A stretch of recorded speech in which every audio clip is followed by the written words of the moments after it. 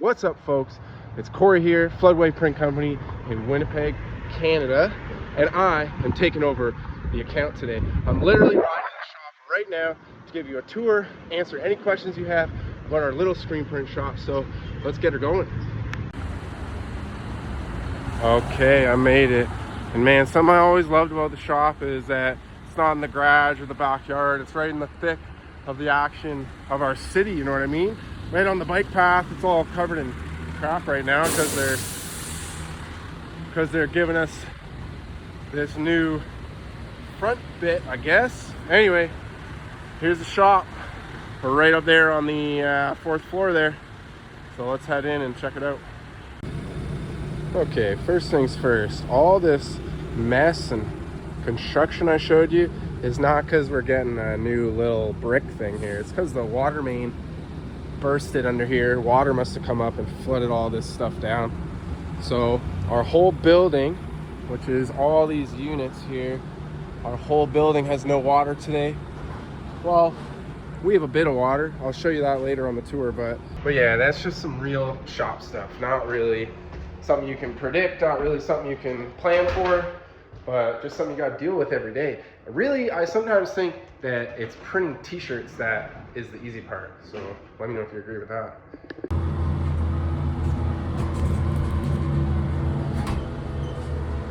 Okay, so I wanted to start the tour off by just coming up the elevator here to the fourth floor and showing you that it opens up into this huge lobby here.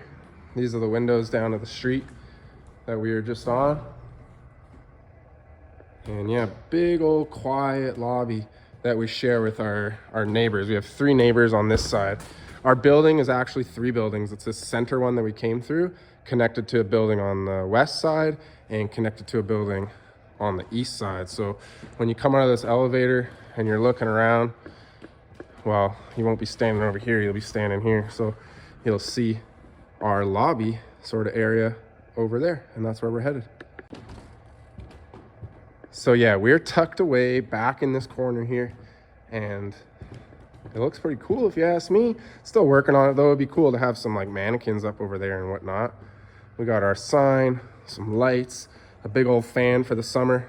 You hear that doorbell? We got a smart doorbell going, and yeah, just some screen printing, decoration type stuff, some signs. We're not open for walk-ins or anything like that for custom apparel. Nothing like that for custom apparel. You gotta email us, but we do have some retail inside here, and I'll show you that next. Okay, here we go. So as soon as you walk in, you're greeted by this sort of retail space. You can see back in that the shop is connected to the retail. It's all one big room. But yeah, let's check it out. So we got this little display here with the old school weather station, you know, with actual weather from now. Pretty slick, right? Got some Floodway stuff here, just all of our own merch. We sell just some designs for Winnipeg type stuff, you know, some retail boutique style stuff. We design a lot of this stuff in-house. Well, sometimes not design, just come up with these ideas to put certain things on shirts. Lots of plants in here, lots of plants everywhere, because we got these big, huge windows, the whole end of the shop, and we have them way on the other side as well. So yeah, you can see lots of merch here.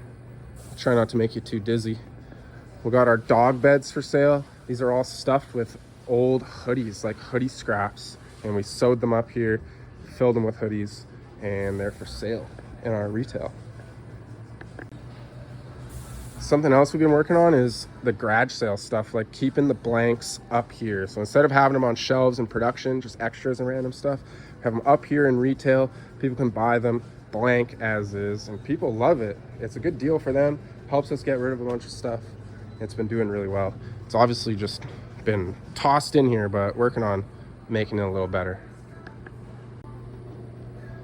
Here's another section we've been working on. My vision for this is kind of it being like a self-serve sample sort of situation, right? Where we can have the prices, all the info on all of our most popular samples, and just have people be able to come here and sort of browse around and maybe even see some print samples as well. We got tons of stuff here to show them the different processes and what we can do, but I'm not really into the appointments, so it's all tucked here, it's closed, and trying to figure out how to make it more of a self-serve thing so that I don't got to be there.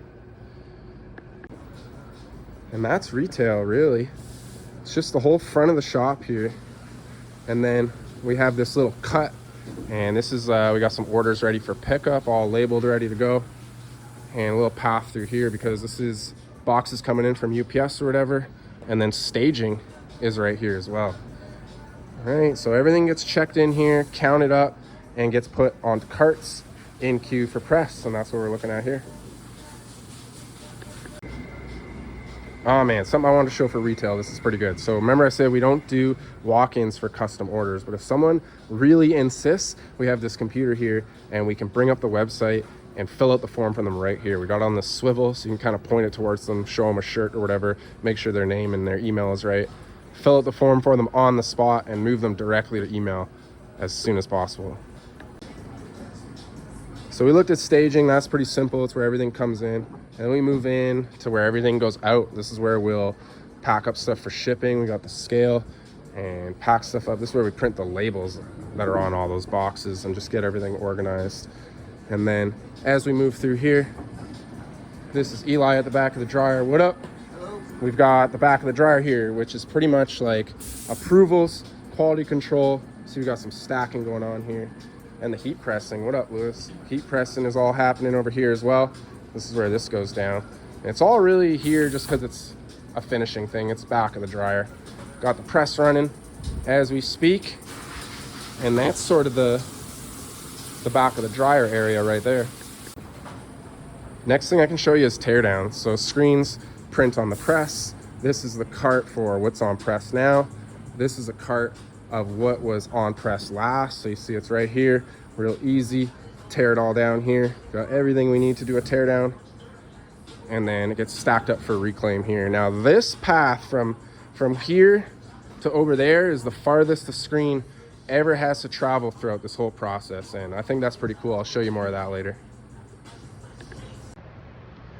Man, I gotta take a little break here. This is definitely harder than it looks, or harder than I thought it looks at least. But before I dig in much further, there's something I forgot to mention. I wanted to mention. It's to not be critical. And the reason this is important is, well, I can handle it, of course, but if you are looking at this through a critical lens, you're going to find tons of stuff. I'll be the first to tell you that I don't know what the heck I'm doing, and I'm still figuring out this shop stuff every single day. But if you're looking at it through that lens, you're not going to see what would work at your shop, the value that you could get out of this. So this is something I try and keep in mind when I watch shop tours and stuff, even if I think the person is a total bozo, and not in any industry, not just our industry, there's something to gain there. There's something to gain there, but only if you look at it through that non-critical lens. Look for what works and not what doesn't work, or something like that. Just something I want to drop on you before we continue. So let's get it. Okay, so you can tell a lot about a business or any shop really by their bathroom. So let's go check out ours. It's got a little cup holder here so you don't have to take your drink into the bathroom. Motion light, and it turns that light red so you can see from the whole shop whether someone's in the bathroom or not. There's nobody in here because remember, we got no water today. That's really it though. Just a bathroom. Try and keep it clean. Got some plants in here too. And if you're working by yourself, you got to monitor for the security cameras in here as well, so you can kind of see what's going on. Pretty good though, right? Got some merch hanging in here. And there it is. Okay, it's screen print mag, so I know y'all are ready to see the screen room. So let's start with reclaim. I'll give you a quick rundown on what's going on here. First thing is it's on a motion light, so when I come in here, the light pops on just like that. Love it. Right now we're running 2 dip tanks because we're testing some different methods of refilling them to see how we can get maximum yield of the chemical. But this is it. Big old sink. We got it set up so you can use the pressure washer from either side, whether you're right or left-handed. Got the crappy screen stand on magnets there, so you can put it up and clean the sink real easy. But like I said, we try and keep everything really tight, so the screens would come in here. You'd be standing here, you'd have your dip tank, sink, and then this drying rack comes over here. So dip tank, screens here, dip tank, sink, and then into the drying rack. Now, the reason we're not running today is just because we're short-handed. It's not to do with the water. That's because we have this. It is a 55-gallon barrel. Takes tap water in the top here, and it has like a toilet-style float valve in there. So what this does is it gives us a sort of reserve of water if there's any issues with the water. But that's not why we got it. Not for water disappearing, but because we feed it into a pump, which then feeds the pressure washer. It also feeds the garden hose as well. I don't want to spray too much and waste the water, but that's the idea. It has a pump to give us good pressure, good flow into that pressure washer, the pressure washer over on the other side of the shop, and into the garden hose that's in this area here. Now, this setup is something I'd recommend to pretty much any shop. We got it at our old shop because the water pressure was so bad that we couldn't even rinse a screen out, but definitely worth it just for the fact that it keeps the pressure washers fed with a steady flow of water, and that's good for them. Keeps the pumps running nice. But yeah, definitely worth it. Comes in handy all the time. Like when the water main breaks, we have a bunch of water that we can make screens with and stuff like that. And this area I'm walking through here is just, we call it the pump room. It's where the pumps are. You see they got some notes here. This is all the dip tank experimenting that we're doing right now. We're working on replacing this handle so we have a backup. And this is where they keep all the like reclaim stuff. You see we got the safety goggles, the gloves, the hearing protection. Everyone has their own little bin of stuff, right? All the fibers down here. Still looking for good ways to dispense these because this sucks. But yeah, always trying to figure it out. Look at that. This actually, that's a urinal back there because this whole room used to be a bathroom to match the main bathroom over there.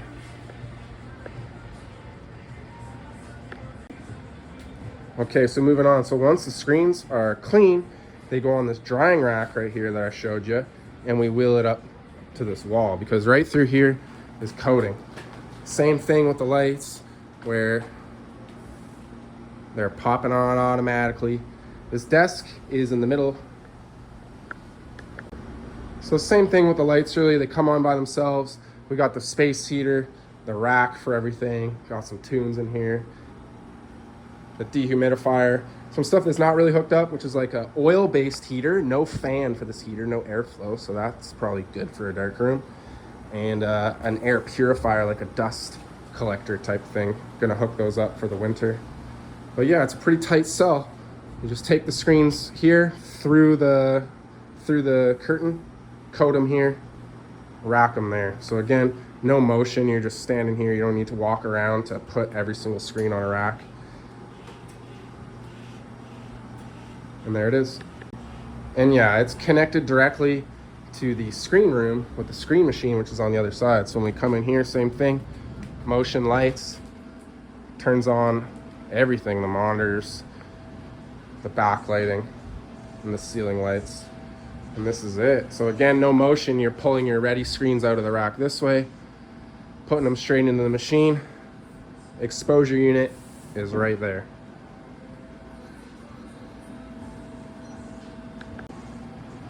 I know y'all love the screen machine mods, so let me show you what we got going on here. So we replaced the dinky monitor that it came with a nice widescreen one, and put another PC above here for the rip. So this is 2 monitor setup, but it uses 1 keyboard and mouse here. Pretty good. We also got the light back here because you need to be seeing into this all the time. I didn't expect to have to do so much fiddling around, but we also got this backlight here. When you get a screen in there, you can see the image real good. And what else we got for mods here? Oh, this is a new one here. Look, it's like a probe camera because we have to do a purge on this print head, and it makes it a little easier. Do I have enough time to show you? It's kind of nice just watching it from the camera to make sure that it worked, rather than sticking your head in there and banging it on the keyboard, banging everything off of it like we do.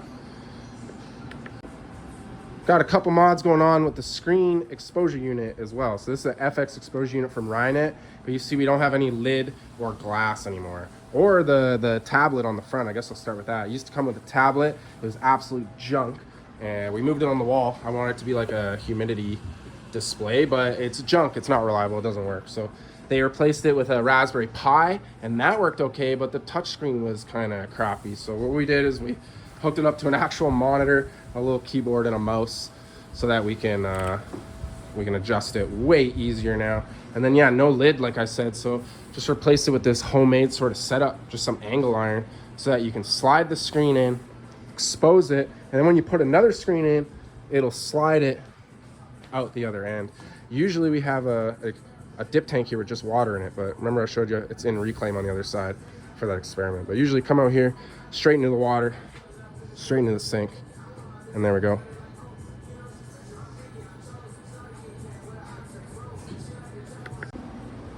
So yeah, we're not using film anymore for output, which is awesome. We got the screen machine now, and it comes with its own. We got processes for everything that you could run into with the screen machine, because pretty critical piece of equipment now, and if anything goes wrong with it, we're fully down. So try and document. We even got screenshots of text messages, stuff like that. Everything you need to keep this thing running. So once they come out of the sink and the drying rack, we got a cart right here, which is the next job. It's where the ink, the squeegees, and the screens will all go for whatever is next in the queue here. And that pretty much leads us to the ink area. This is the last area of the shop I'll show you before digging into the smart shop stuff. So once everything comes out of the exposure unit, the sink, it gets dried here on this rack, and we have a cart here. This is the next job. So this is where the screen, the ink, and the squeegees are going to go for whatever is next in queue. And that pretty much brings us to the ink area. This is the last part of the shop I'll show you before we really start digging in. But over here we just have our wash testing, right? Always washing and making sure that stuff's going to last. Got our ink storage here. Still trying to figure this out, because we got a ton of new water-based stuff, all the old plastisol stuff here, plastisol mixing here. Trying to keep it split up and organized, right?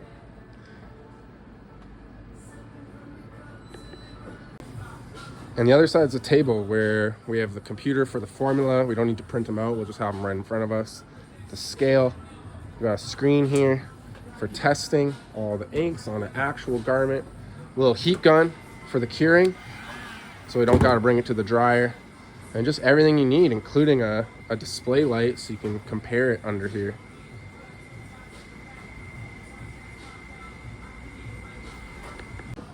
Something I wanted to mention is we used to have everything on this wall. The problem though is that it's on the wall. We can't move it around if we need to. You'll notice around the shop that pretty much everything is on wheels. If you go back through these clips, you'll see everything is on wheels. Everything that can be, at least. Even this sink is on wheels. So it's really critical. Getting everything off the wall onto these racks has been awesome. Okay, so that pretty much concludes the nickel tour, like the shop tour. I really want to give you all just an overview of what we have going on here, the way things flow through the shop. We just do screen printing here, pretty simple setup, just a couple of us getting her done every day. Now, I want to get into the shop hacks, and you saw the lights turning on automatically and stuff like that, so I want to show the smart shop stuff as well. I have tons of that, so let's dig in. All right, I'm gonna take a break, go get some lunch. I have a quick delivery to make for a tight deadline. Customer is gonna be stoked that I'm getting all these birds stoned at once. And then I'm gonna be back, we'll dig into these shop hacks and these improvements and all that stuff. But first, I just wanted to mention that the only reason I'm really able to do all this is because of the team. It's because of the best shop hack of all, which is just documenting your processes and getting that stuff dialed in. So that seems to be the key to me to running a shop, is trying to figure out how to pass this on in a real easy, consistent way, so that we produce the quality work that the owner would produce if he was just working here by himself. But the hardest part is getting past this point of me being the central person, of having these teams and having these people running the show. Okay, forget the shop hacks for a second here. How about a life hack? If you are nice enough to the 7-Eleven guy, he'll let you get a cup of ice for free. And then you're living the dream. All right, you're not gonna believe this shit. This is real shop owner stuff. So I have been waiting for a box today. We have 600 pieces to print today. It was out for delivery on a Pure Liter truck, and when I checked the tracking again, it said exception due to road closure because that water main out front is broken. Then they can't park on the street. I thought this would be crazy. I said, you know what? I'm out and about right now. I'm just gonna go find a truck downtown. He's gonna know my guy Daryl, who's on that route. He's gonna talk to him. We'll find out where it is. And it friggin' worked. I'm gonna go and pick up the boxes right now off the street. I'm just gonna meet him at his next stop. It's crazy, but it worked all in a day's life at the print shop. Okay, that was a little crazy, but I'm back. I got those shirts. The job is running. It's running right now. And I'm ready to show y'all those shop hacks. So I'm gonna start in the lobby here. We're gonna go in through the front door and we're gonna start from there. Just work our way from the front of the shop, showing every little thing I can think of from the front to the back. So let's dig in. Okay, so the first one is something I mentioned already. It's the automatic doorbell. I love this feature. So when you're walking up here, it will notify, there it went, it'll notify them inside and also start some other little automations. But most importantly, it lets us know when someone is walking up, like a delivery or something, so that we can be anywhere in the shop and still know what's going on.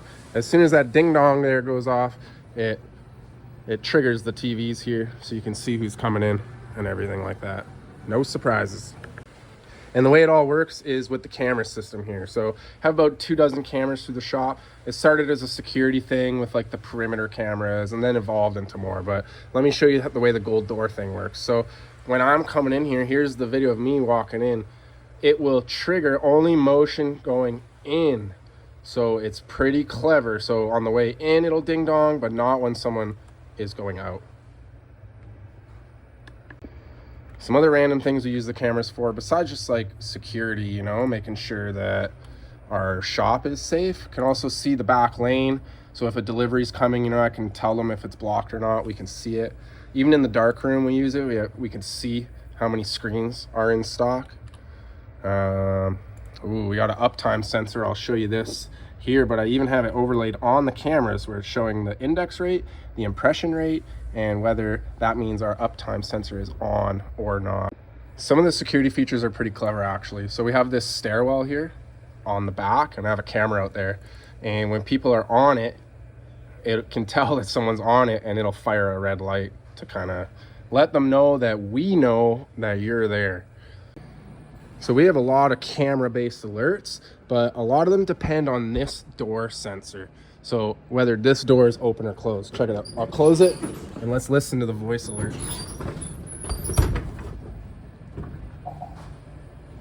The gold door is now closed.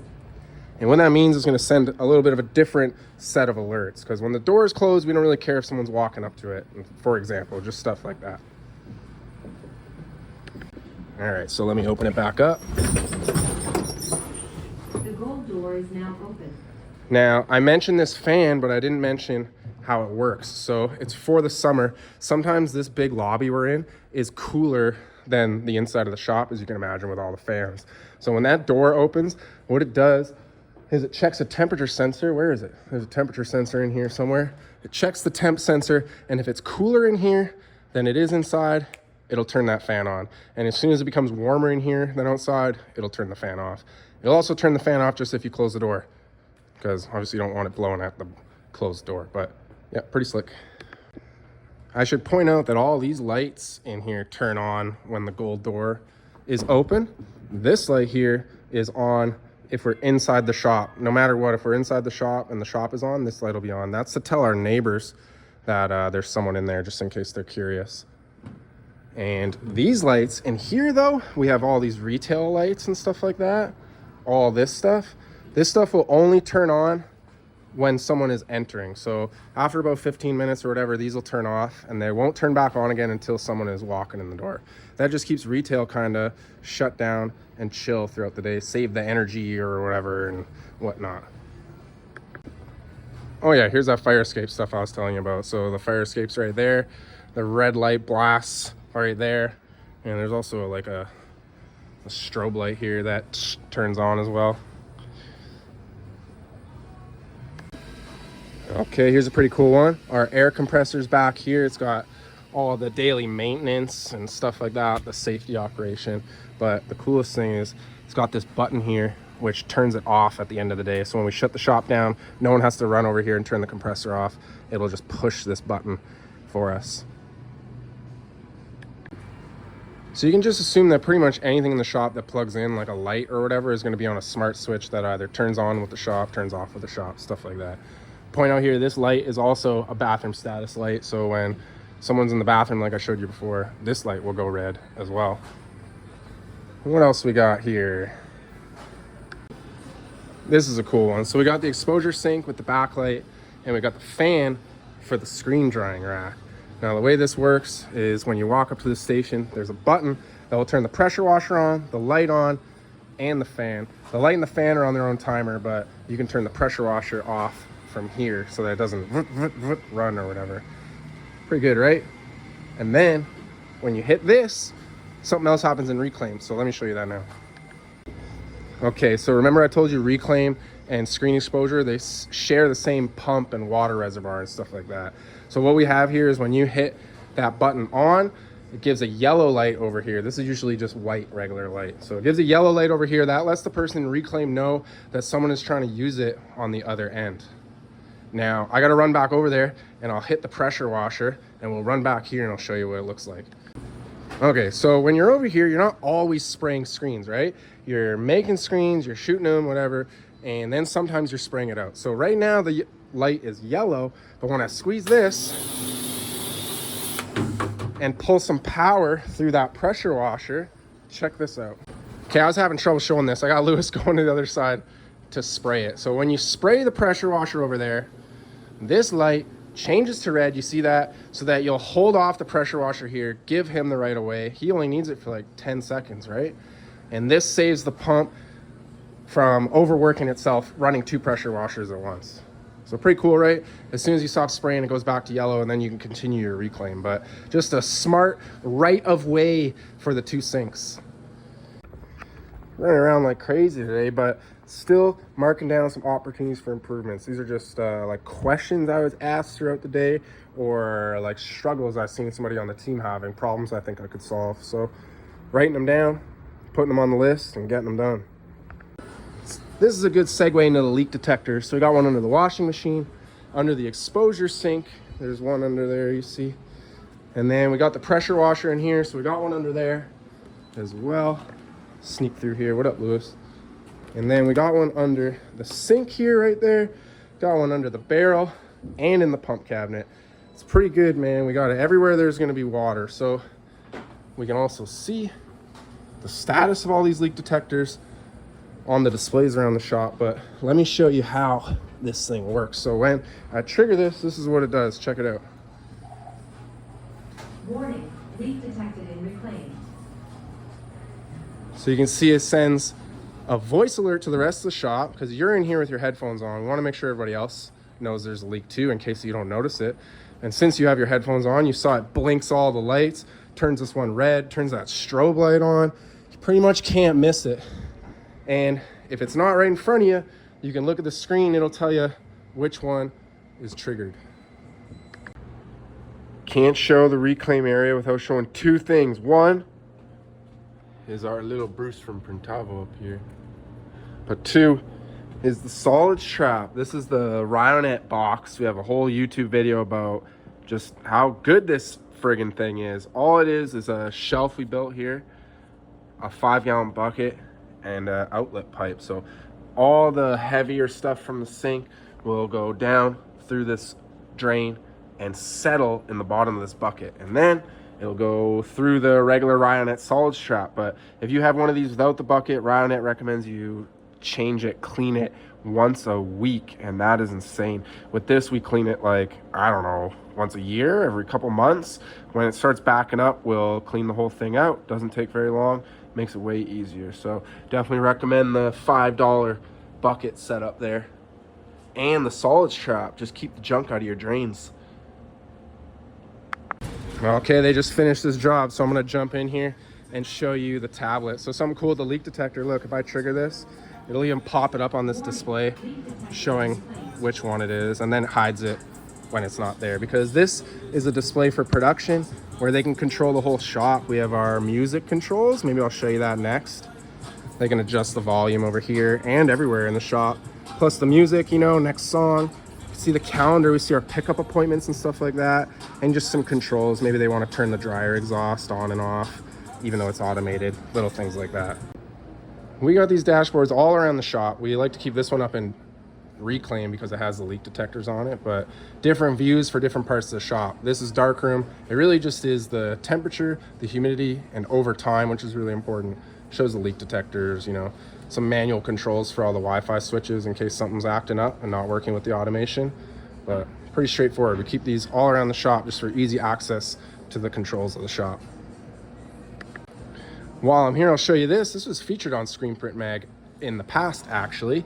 This is our screen mesh and frames report. So we use this barcode scanner here to mark a screen every time it goes through the reclaim process, and that tells us exactly what types of screens we're actually using, so we can make sure our inventory matches what we actually use. It's pretty good. We can see who's done the most screens, like the leaderboard, and what else we got? We added the broken screen thing, so we can start tracking the total jobs per screen, see how long our mesh is lasting. Look at that. Right now we're getting about average 20 screens per job, but we haven't been measuring that long, so I think it might actually be higher. Look at these 45 screen, 45 jobs on some of these, so that's a lot for thin thread mesh.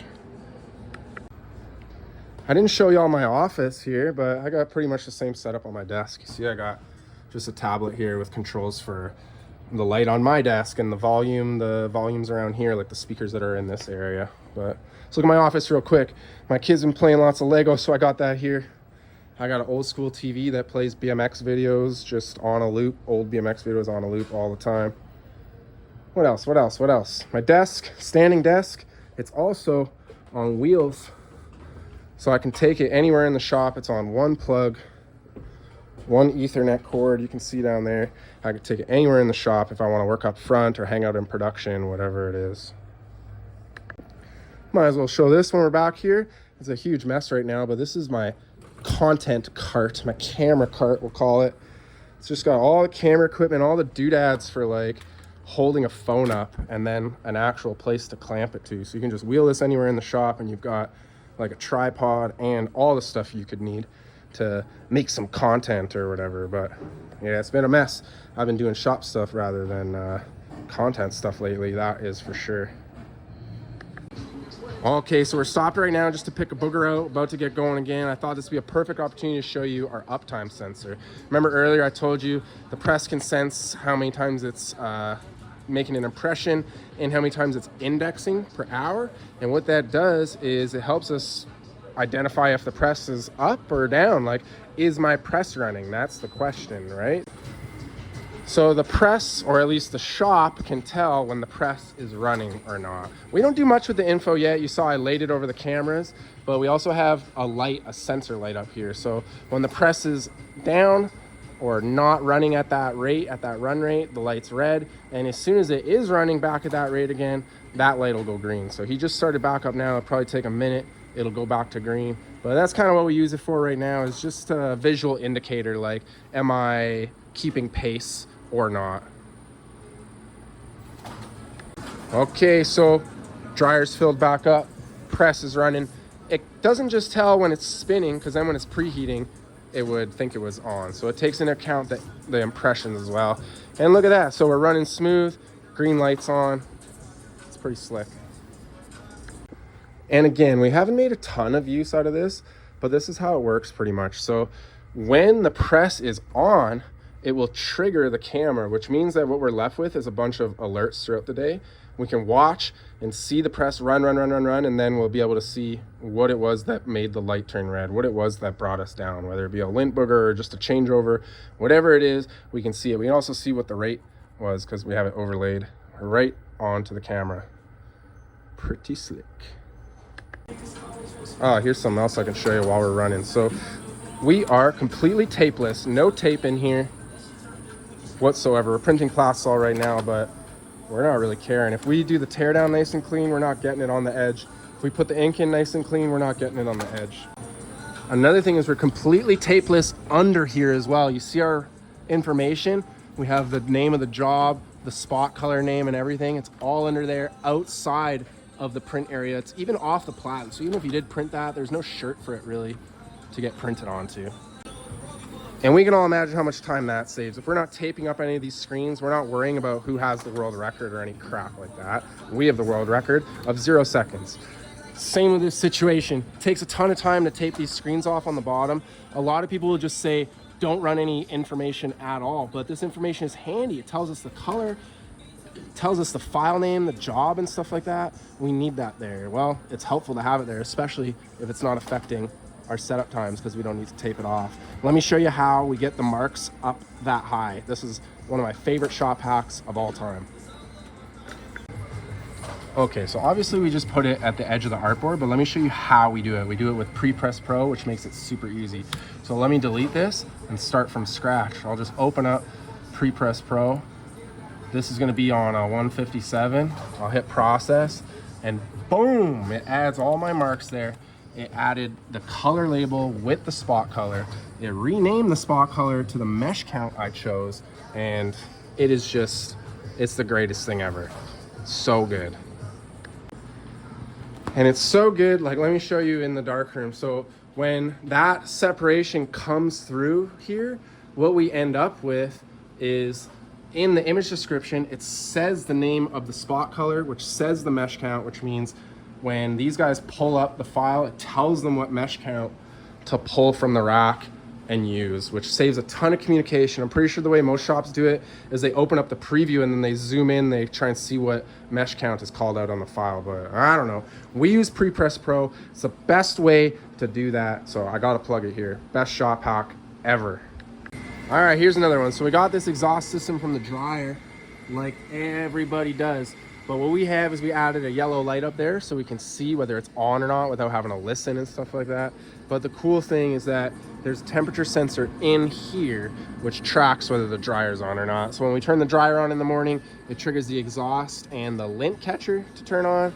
And then at the end of the day, when the dryer cools down, it turns it all off. And when you're leaving the shop, you can see at a glance whether it worked or not, but pretty simple. Excuse me, Eli, here's another cool one that we forgot to show. So we've got both the approvals coming up, because you want to know, you want to give them a heads up when you put it on the dryer. It takes a couple minutes to go through there, right? We also have the last piece one. Last piece.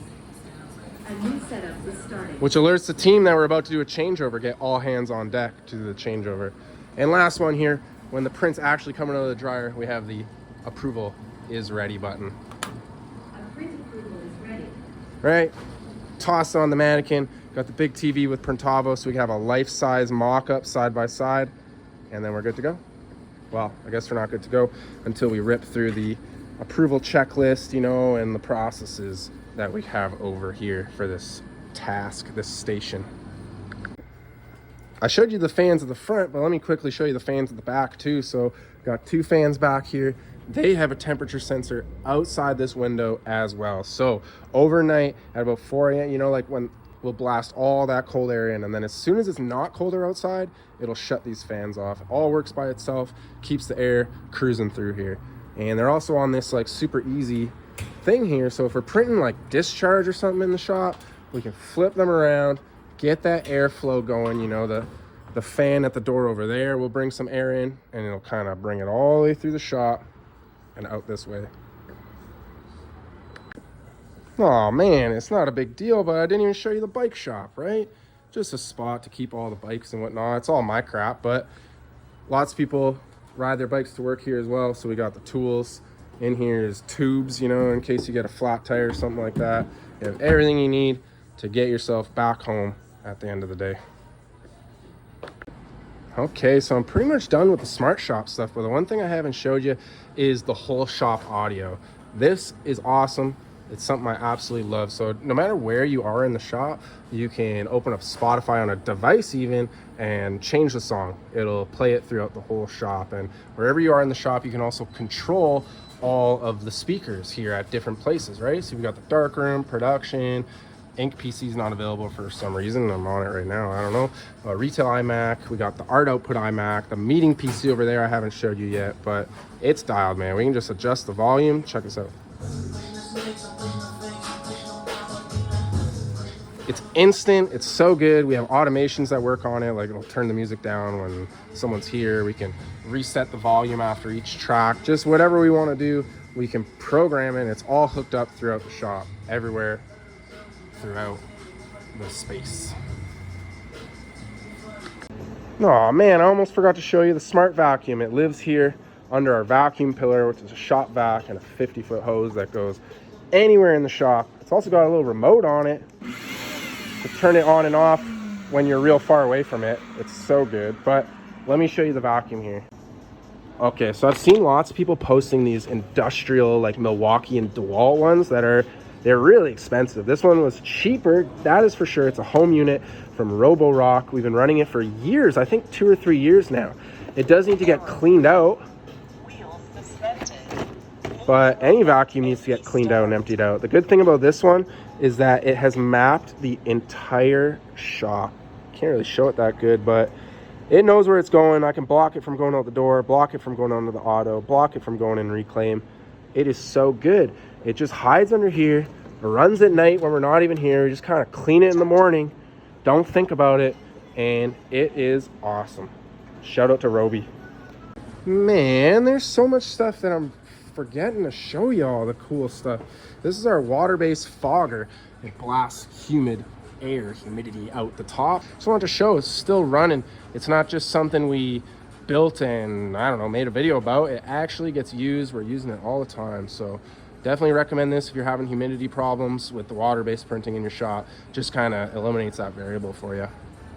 Can you believe this is the first time I'm showing the lean cave today? So I got a question today. It said kind of, how do you have time to make these improvements and still run the shop? A big part of it is making improvements easy to make, improving your process of making improvements. So man, 80% of the improvements can be done with 20% of the tools. So we try and have that here, right? We got all the labeling, the color coding, the magnets, you know, hot glue, handles, hooks, brackets, all the hardware you could need, random stuff, you know, like an organizer, trays and stuff, extra tools, everything you could need to make a quick improvement in the morning. And that's how it gets done. We make it easy to make things easy. You already know I love the foam. So even the foam kit, right? We have some here. If you want to make something out of foam, everything you need is right here. Make it easy to make things easy. So I showed you already the opportunity for improvement cards, but I didn't show you that this is where they go. We got this big ideas board. Maybe I'll show you. It's in the meeting area. This is where we meet every morning, do our production meeting. Got the TV on wheels so we can do the meeting wherever we want, but a little podium here it hooks up to, so you can lead the meeting real nice. And that's where we go over our production stuff, our improvements of the day, our calendar and whatnot, blah, blah, blah. But check this out. So all the ideas go here. We kind of move them into this in progress. It's like a Kanban board. And that's pretty much it. We try and make sure we're only working on a couple at a time. Stack them all up here when we're done. We got a crazy archive. But that's our improvement ideas board. This is new, but kind of want to show it as well. So we have a daily flow using these cards. Red mean it hasn't been done yet, green mean it has. So it's just for everybody in the shop, right? Sort of what your daily flow should sort of look like. And we have it for everybody in production as well, right? Really easy to organize. If someone's not here, we can take their cards, put them on someone else. We can visually see who's doing what all day, what needs to be done. We also have this like sort of monthly one, which shows like press maintenance, for example, right? And we have stuff in customer service maintenance we need to do, right? Retail too. So nice visual way to see what's been done and when and who's responsible for what. We're just starting to unroll this now, getting the hang of flipping them every day and stuff, but it's amazing. And that pretty much brings us to our pie board here. Now, this is every department in the shop with every important task of that department. And the way it works here, look, is if you have an empty pie, it means you don't know anything about anything. If you have one pie, you're interested, it's maybe something you're trying to get under your belt. And then 2 means that you can do it with some help. 3 means you can do it without any help. And 4 means you're a wizard and you know the process, you've been improving the process, and you can train others. So as you can see, we got everyone's name here, right? And we're trying to keep track of who can do what. We also attach our pay to this. So we have a base rate that everyone starts at, and you get I don't know, I think it's 5%, but a 5% raise for every row. If you have 3 pies on a full board, you get a raise. If you have 4 pies on a full board, you can train people, you get another raise. So lots of room for advancement here if you start learning all the other positions in the shop. Anyway, I'm not super good at this manager stuff, so let's get back to the shop hacks. I'll show you something else here. We have these all over the shop, but this is sort of our inventory shelf of consumable stuff. So I wanted to show you that we have these things called Kanban cards. We're going to change them to just call them inventory cards and ditch the Japanese word for it. But it's like an alert that stuff needs to be reordered. So you can see here we have some binder clips, and when you get to the end of this pile, the last of them are in this bag with the card. We'll bring the card up front. That is, you know, it signals that purchasing needs to purchase the stuff. Goes on a board so we can track it coming in and make sure it goes back. Now this is awesome. It means that we pretty much never run out of anything. We have everything Kanban. If you want to have an item in stock, you better have a Kanban card for it, or else it won't get reordered. And man, does this ever work good. Look, we got everything dialed in with cards. So like I said, you bring that to the front here. Here it is. We got inbox for Kanban cards. Let's see, what do I need to order? I got to order thermal labels, custom order candy, like candy that goes in the orders. We need some press wash, and with some fender washers for the lean cave. Once I order those things, they'll be on here, Kanban, on the way. And then when the stuff comes in, look, we have an emulsion card right here. This stuff arrived today, and it's going to get checked in. They're going to make sure that it matches what we need to order, that it's the right product, and then they're going to put it back where it goes. And every card has a location on it to tell you where to put it back. So it is really good. We used to do it on Trello, a fancy form, all this digital crap. This is the way to do it, man. Super simple. We've been loving it. I didn't even show the back of it. So the back has all the information about where to order it. We even have, in this case, a QR code that has a pre-filled order form that this take 10 seconds to order because of this QR code and the instructions on the back. So good, makes purchasing way easier as well. Oh man, I got so much stuff, I don't want to forget anything. So I told you about these box labels already, so check it out. We got the box label, it's got the order number, the customer name, the company name. It's got the shipping method on it, the number of boxes. It's also got this area to put the like the sizes and stuff like that. But the cool way is how we generate them. There's no data entry really. So if you have an order open right here, pop this open, box label generator. All you gotta know is how many boxes you need. So let's say I need 3 boxes. I'll hit send on this, and it takes a couple seconds, but what it does in the background here is it generates a file that I can print on the label maker, and the file is already filled out. It will pull the customer information from the page that you submitted on. So it's gonna find this order number, look up the customer information, look up all this stuff. It's gonna take your number of box labels, and it's gonna make you like a 1 of 2, 1 of 1, or what did I say, 3, so 1 of 3. And there's all your box labels, print it out, ready to go. I think that's pretty much it for Smart Shop stuff, but I did have some questions from you guys that I want to get to. Someone asked me to show the route through the shop so they could get an idea of how close everything is. So let's check it out in just one take. So screens go from here, teardowns, we'll roll them over here to reclaim. This is where they go dip tank, sink, rack. The rack is right here. So then it goes rack, coating, drying rack. This thing's on wheels, should be over there right now. So you can pull these out and go rack. The door is now closed. Sorry, so you can pull these out and go rack, screen machine, exposure unit, through the exposure unit to the sink, and then off the sink to the cart.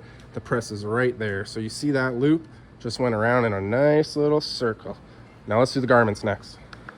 Okay, real quick, here's the garments. So they come in the door, get sorted out here, onto the carts, onto the press, onto the dryer, through the dryer, back table, stack up, shipping's right here and whatnot, pickups right here. So again, another real tight circle through the shop with no spaghetti trails, no walking around over yourself.